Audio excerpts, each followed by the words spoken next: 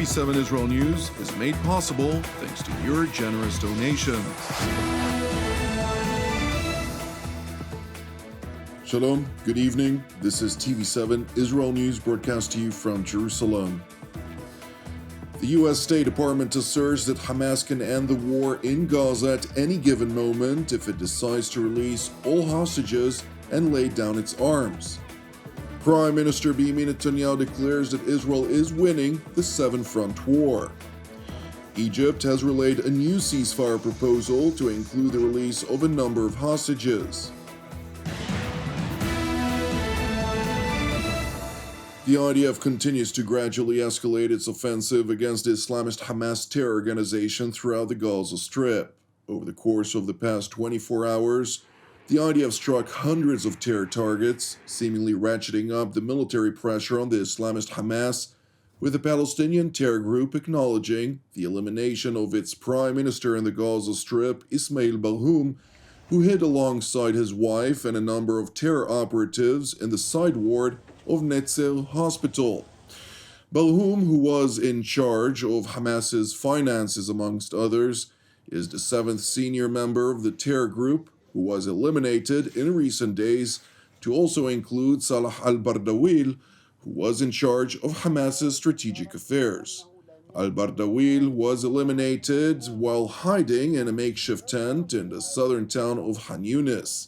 And while the Hamas-run Gazan Health Ministry quickly published that women and children were killed in that strike, a relatively grand funeral subsequently ensued for the arch-terrorist, who was praised for 65 years of jihad, an Islamic term for holy war.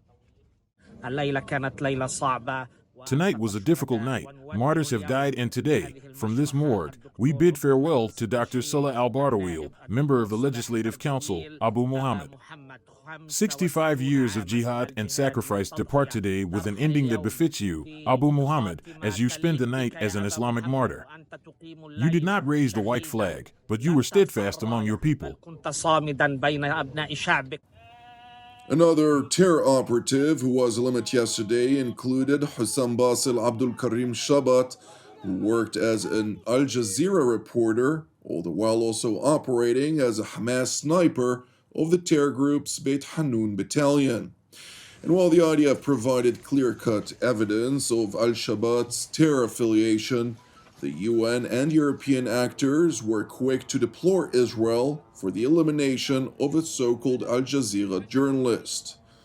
Meanwhile, in Ramallah, EU Foreign Policy Chief Kaya Kallas, after a meeting with President Mahmoud Abbas and Prime Minister Mohammed Mustafa, proclaimed that the European Union views the Palestinian Authority as the best placed to govern Gaza. European Union sees the Palestinian Authority as best placed to govern Gaza. Here, Prime Minister, you can also count on the EU support in helping the Palestinian Authority to prepare. While stopping short from mentioning the crucial necessity for the Palestinian Authority to reform its deeply corrupt institutions, Kallas announced that in less than a month's time, the European Union intends to hold an unprecedented, high-level political dialogue with the Palestinian Authority's leadership in Brussels. In less than a month, we will be holding our first ever high-level political dialogue in Brussels with Palestine. This is an important basis to increase our cooperation in many areas. The EU Foreign Policy Chief went on to stress the necessity to reinvigorate the ceasefire for the Gaza Strip by releasing all hostages from Hamas captivity and resuming the flow of humanitarian goods into the Gaza Strip. The EU strongly opposes the resumption of war. It is causing an appalling and unacceptable loss of life in Gaza. My message during my visit here are very clear. Hamas must release all hostages. Israel must fully reinstate humanitarian aid to Gaza, and negotiations must resume. Prime Minister, you can count on the EU's support to return to the ceasefire.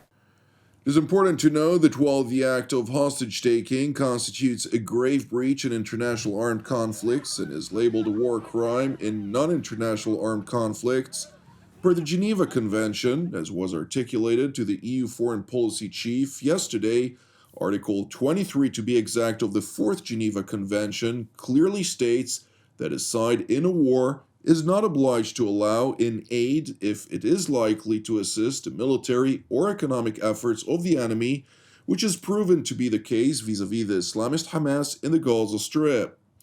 And while the Palestinian enclave is ridden by destruction and ruin, the European Union evidently adopted the Egyptian post-war plan for the Gaza Strip, irrespective of its viability.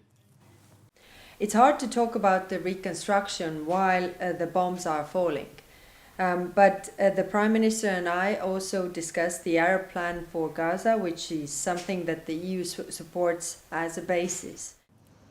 It is important to know that Egypt had threatened to expel Hamas operatives from its territory if the Islamist terror group would refuse to accept a new ceasefire and hostage release proposal that was put forward by Cairo.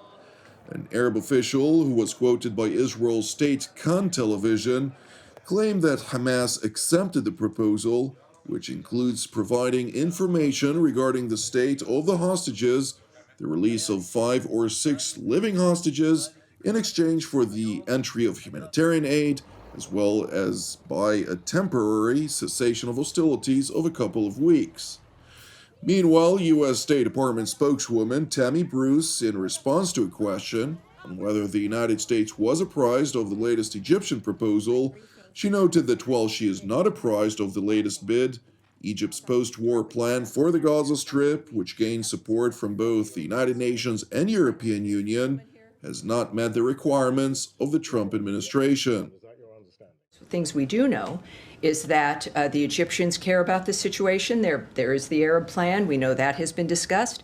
We know how the Arab plan has not met the requirements of the Trump administration in a couple of instances, and when it comes to certainly Gazans and their safety in this process.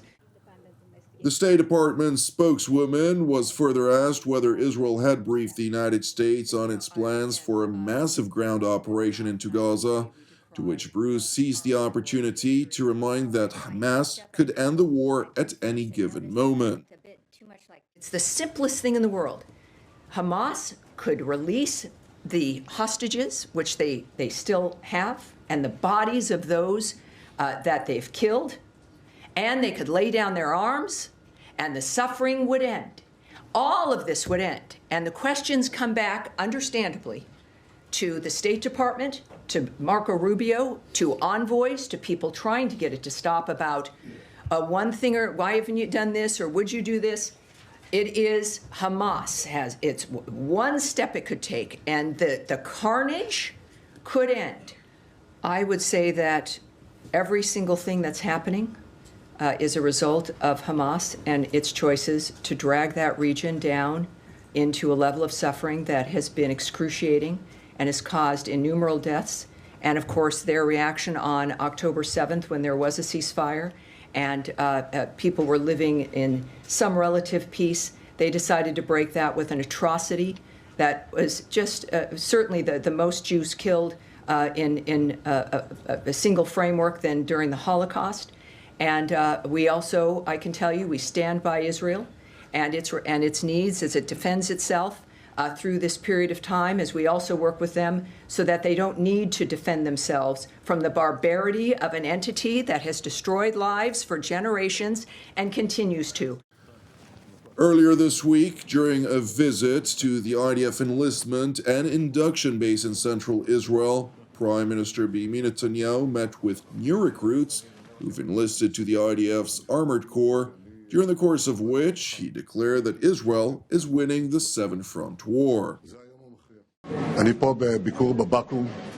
I am here on a visit at the Bakum, the induction and enlistment base, with soldiers who are enlisting to the Armored Corps. today.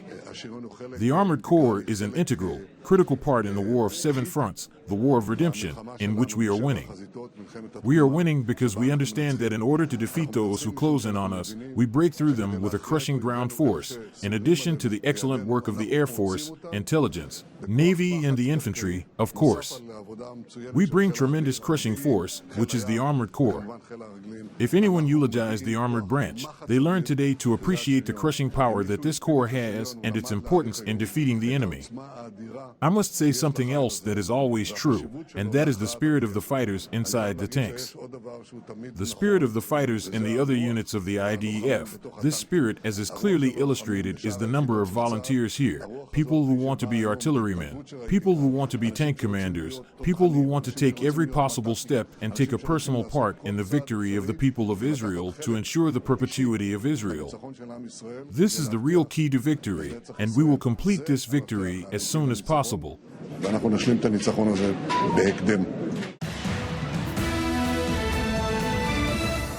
Thank you for watching TV7 Israel News. I would like to initially thank TV7's family of viewers who are standing with us to ensure the continued productions of content that truly matters. TV7 Israel is a non-profit ministry with all of our productions exclusively reliant on your generosity. Therefore, I would like to encourage you, if you're blessed by the content of our programs, support TV7 Israel with a donation. You can do so via our website at www.tv7israelnews.com. Keep praying for the peace of Jerusalem and salvation of Israel. I'm Jonathan Hassan wishing you an Erev Mevorach, and God willing, we'll see you during our next update. Until then, Shalom from Jerusalem.